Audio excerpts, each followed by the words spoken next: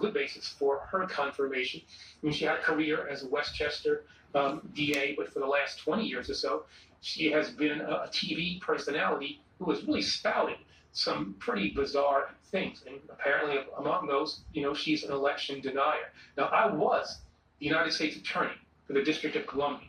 That's an extremely important job. It's the largest U.S. Attorney's office in the country.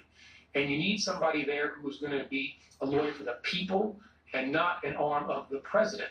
And I think that Martin, as well as his potential successor, are people who see themselves as representatives of Donald Trump, as opposed to enforcers of the law and people who want to protect due process. Now, you're on the front lines of the fight for democracy as chair of the National Democratic Redistricting Committee.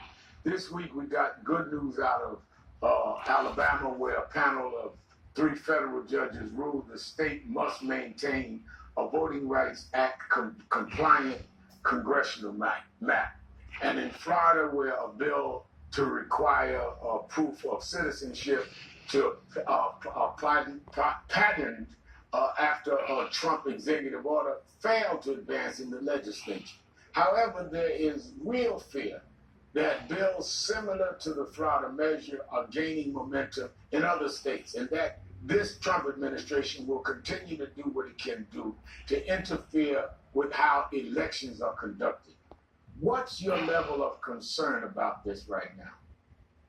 Well, I'm very concerned. I'm really concerned about what I see at the Justice Department, where the voting section of the Civil Rights Division has essentially been turned from protecting people and their right to vote to trying to find, election fraud, which the Brennan Center has indicated. You're more likely to be hit by lightning than to cast a fraudulent in-person ballot. And nevertheless, they shifted all the Justice Department voting rights section personnel to that focus. And I'm concerned about what that means then in terms of what the Justice Department will do to make sure that everybody has an opportunity to cast a ballot.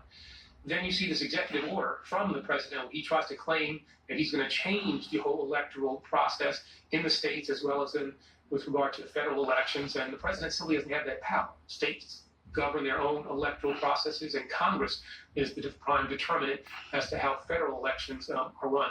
But I think they're doing all of this, again, you have to look the through line through all of this stuff. The arrest of the mayor, what we're now talking about now is the acquisition of power. That's what this is all about, power, the use of power, and to try to put in place a more authoritarian regime than this nation has ever seen. And so all of us have to be prepared to fight against that which they are trying to do. If we're complacent, they will be allowed to do it. If we're silent, that will be seen as acquiescence. So people need to do all that they can in any way that they can to oppose these moves. Finally, in the next segment, I'm going to share my thoughts about Tyrese Nichols. 3 Memphis police officers charged with beating Nichols to death after a traffic stop